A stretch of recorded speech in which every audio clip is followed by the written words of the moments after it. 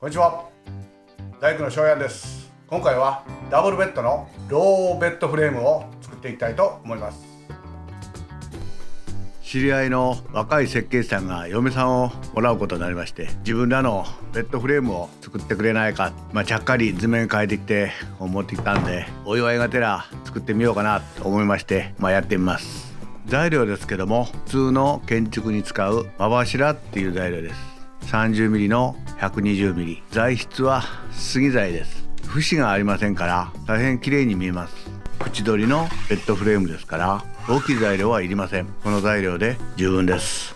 まず最初に各材料の面取りをします。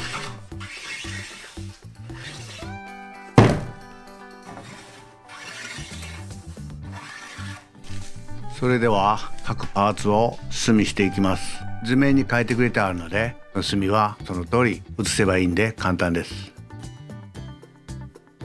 図面を見ていて気づいたんですけども、ダブルベッドって言いましたけども、もう一つ上のクイーンサイズです。大きいベッドですね。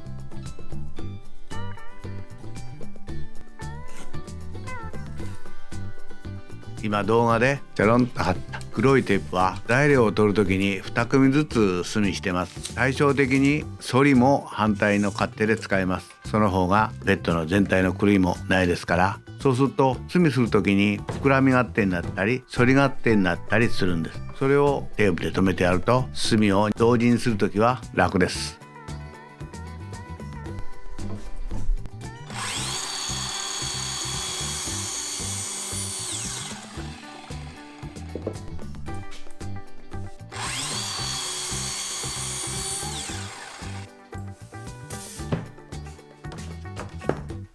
それでは各パーツを刻んでいきます。このフレームは組み立て式になります。まさかここから組んで持っていくわけにはいきませんし、組み立ての四方の敷地は簡単な合書きといいますか、材料の寸法を半分だけ書いてあってお互いに組み合わせる形ですね。一番簡単な組み方です。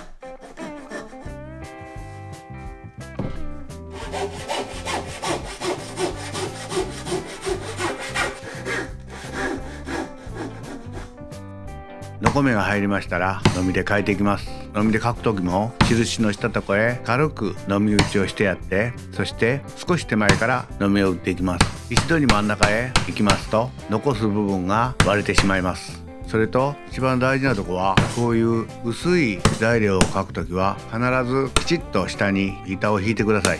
台は響きます。その響きによってパンと割れてしまいます。それときちっと下に当てもんがない場合は下へ書く部分が余分に欠けてしまいます。だから裏の面はきちっと広い台を置いてのみで書いてやるのが大切です。これは短い転び止めを切っています。L 型に組みます。そうするとこの L の反対側へ帰ります。その帰りを止めるためにいくつか転び止めがついています。なかなか考えてあります。この材料は消費仕上げのカンナかかってるんですけども、最後にこのワックス塗ってやりたいと思うんで、綺麗にサンダー掛けをします。サンダー掛けすれば角も肌触りも柔らかく仕上がります。もちろん塗装も綺麗に塗ります。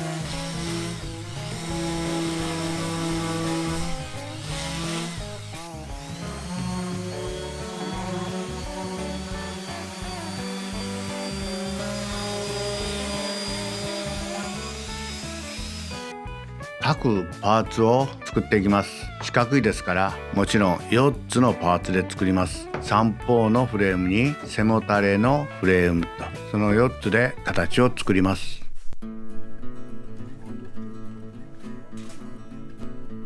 床板に直接置くので下からは見えません。だから長いビスはいるんですけども、120のビスで裏側から留めていきます。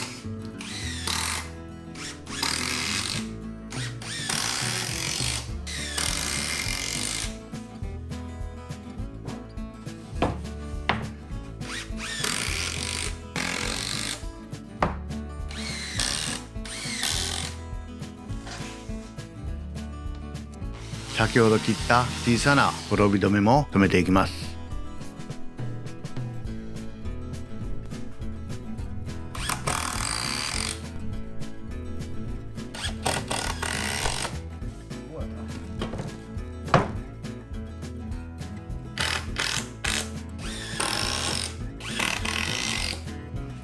こでフレームを四方仮組みしてみます。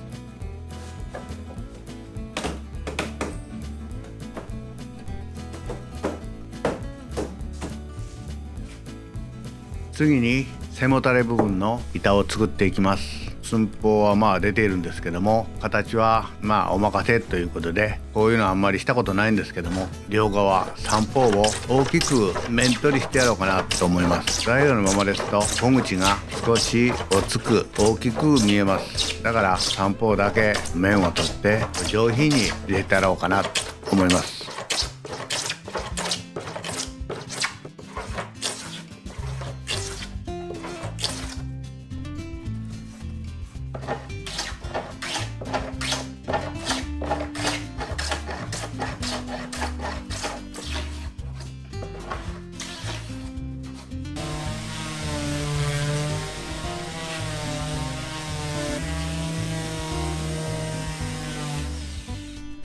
上刃の長い方の面も取っていきます。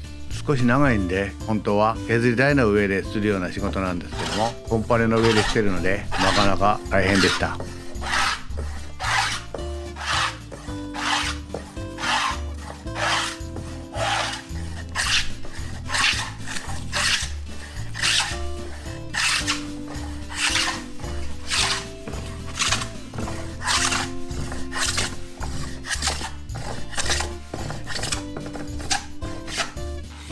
そして面も表面もきれいにサンダーをかけます。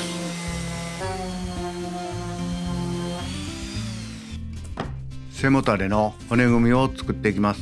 背もたれは先ほど削っていた板2枚で形にしていきます。上の1枚だけを斜めにしてやって形を整えていきたいと思います。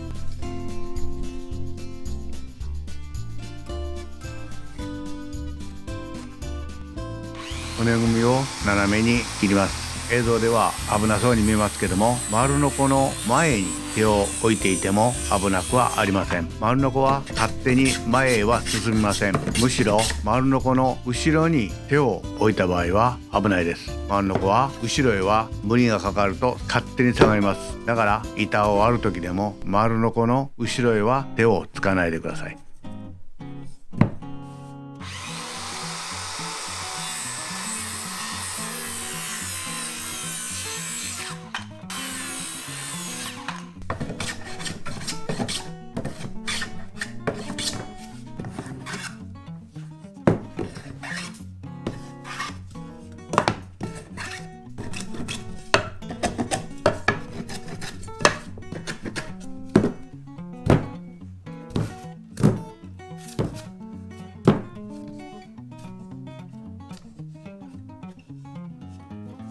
では背もたれを形にしていきます。一番下はフレーム材と同じように作った合掛けにした部分です。それをまず下いっぱいに下の位置に合わせて取り付けます。取り付ける時はこの骨組みをきちっと直角を見て取り付けます。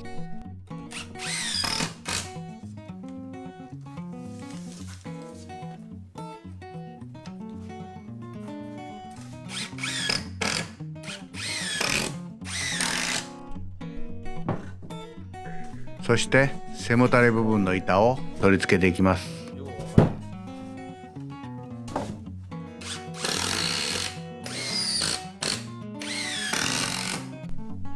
背もたれの2枚の板は少し間を空けてやります。上の板は勾配になっているので無理やりひっつけても後でついてきたり意味がないと思うので、かえって間隔が空いてた方がいいかなと思います。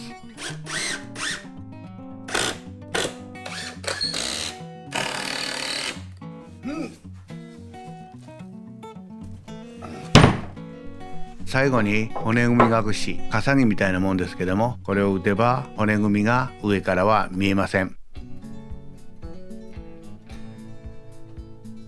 裏からビス止めして留めていきます。これで背もたれの完成です。少し大きく感じますけども、同じように合掛けで組んで四方のフレームができます。マットを置くすのこを作っていきます。図面では3等分の寸法をきちっと書いてくれてあったんですけども、なかなかその計算通りに作るってことは大変難しいです。だから一度に1枚を作って最後に3つに切ればいいんじゃないかなと思って、1つで作る方向で今作っています。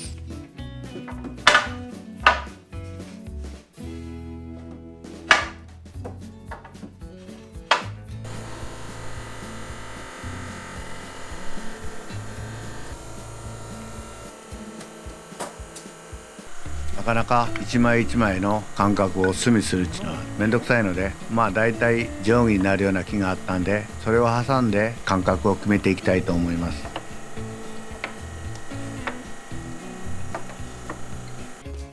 そしてフレーム本体の対角を測ってやります。対角を同じにすればフレームはきちっと四角く直角になります。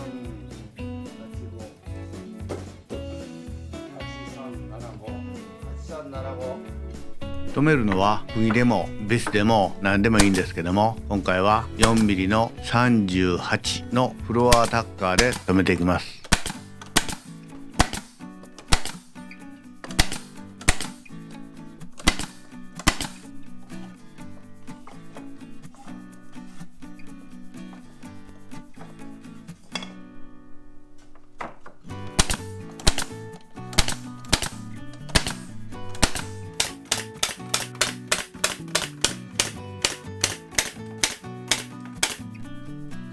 すのこ板を打ち終えたので、ここで3つに切ります。3つに切って外せばすのこ3枚完成です。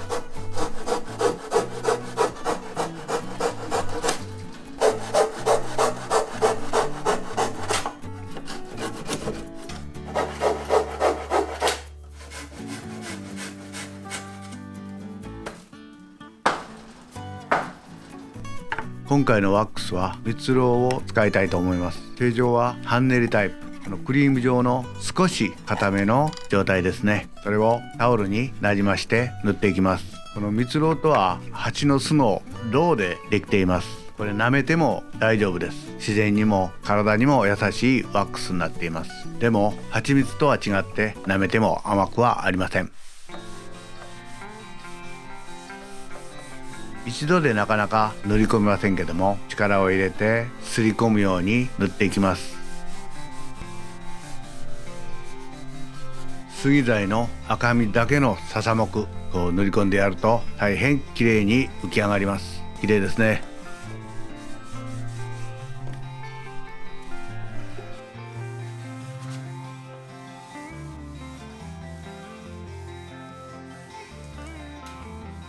少し乾かして2度塗りしたので大変綺麗に仕上がりました。それでは新婚さんの新居に運び込んで組み立てていきます。このベッドフレーム大変大きいので部屋いっぱいになってしまいました。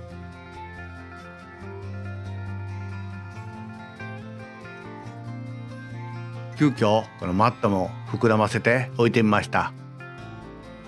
このシーツのシワだらけが何とも言えませんね。これでクイーンのローベッドフレームが完成しました。木目の綺麗な丈夫なフレームです。新婚さんの生活にもきっと耐えてくれると思います。以上、大工の翔平でした。